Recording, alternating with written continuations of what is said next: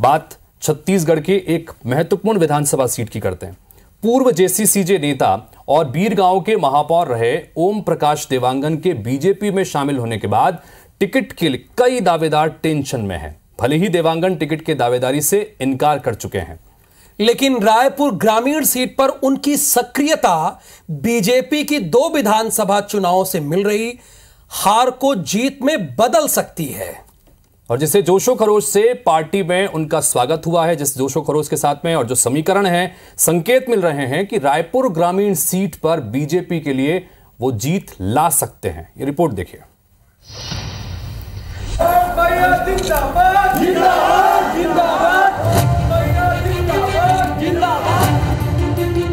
ओम प्रकाश देवांगन पूरे लाभ लश्कर के साथ बीजेपी में शामिल होने वाला ये वो चेहरा है जिसमें बीजेपी को बड़ी उम्मीद दिख रही है और पार्टी के कई टिकट दावेदारों की टेंशन भी बढ़ी हुई है।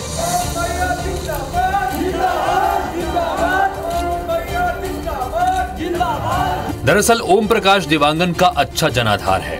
वो रायपुर ग्रामीण सीट पर लगातार सक्रिय रहे हैं। जेसीसीजे से रायपुर ग्रामीण जिलाध्यक्ष भी रहे। साल 2018 के विधानसभा चुनाव में जेसीसीजे से रायपुर ग्रामीण के उम्मीदवार रहे। बीरगांव नगर निगम से महापौर भी रहे। अब बीजेपी को इनसे क्या फायदा मिल सकता है, ये भी जान लेते हैं। दरअसल रायपुर ग्रामीण सीट बीजेपी के हाथ से लगातार 2 बार से फिसल रही है।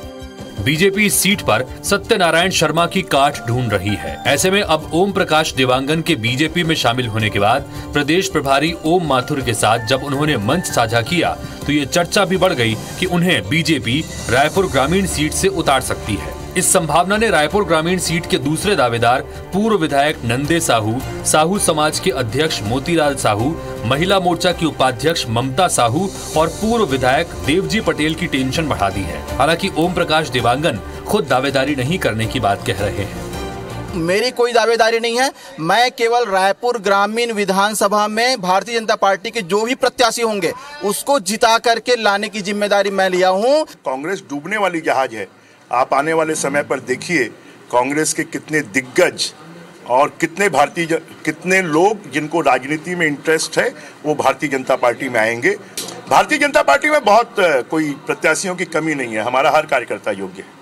15 साल में भारतीय जनता पार्टी के जो 52 पत्ते हैं, 52 के 52 दागदार हो चुके हैं, तो आयातित नेता खोज रहे हैं। तो ऐसे लोगों को भारतीय जनता पार्टी अपने दल में शामिल करके सोचती है कि वो चुनावी बैतरणी पार कर लेगी तो मुगालते में है। सत्ता की चाहत में बीजेपी के लिए हर एक सीट और एक वोट अहम है।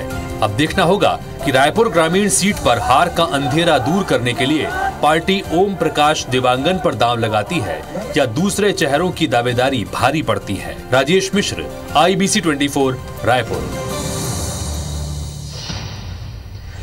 तो राहुल जी, आपको बता दें कि ये रायपुर ग्रामीण सीट है, ये बहुत महत्वपूर्ण सीट है। इससे पहले ये मंदिर हसौद सीट हुआ करती थी और 2008 में जब परिसीमन हुआ तब रायपुर ग्रामीण अस्तित्व में आया था। 2008 में जब पहली बार यहाँ पर चुनाव हुए और परिसीमन बनने के बाद तो बीजेपी के नंदे साहू चुनाव जीते। उसके बाद 2013 और 2018 दोनों बार यहाँ पर कांग्रेस पार्टी के वरिष्ठ नेता सत्यनारायण शर्मा चुनाव जीतते आए हैं। पिछला चुनाव इसलिए दिलचस्प हो गया था कि ओम प्रकाश देवांगन जेसीसीजे से मैदान में थे, तो ये त्रिकोणीय मुकाबला हो गया था। अब त्रिकोणीय मुकाबले में भी सत्यनारायण शर्मा को फायदा हुआ। अब अगर जैसा हमने बताया इस रिपोर्ट में भी कि ओम प्रकाश देवांगन बीजेपी की तरफ से उम्मीदवार बन अगर सकते हैं यहाँ पर, तो ऐसी स्थिति में कांटे की टक्कर कांग्रेस को यहाँ पर मिल सकती है, इसमें कोई दो राय नहीं। बिल्कुल, इसमें आप सही कह रहे हैं कि कोई दो राय नहीं है।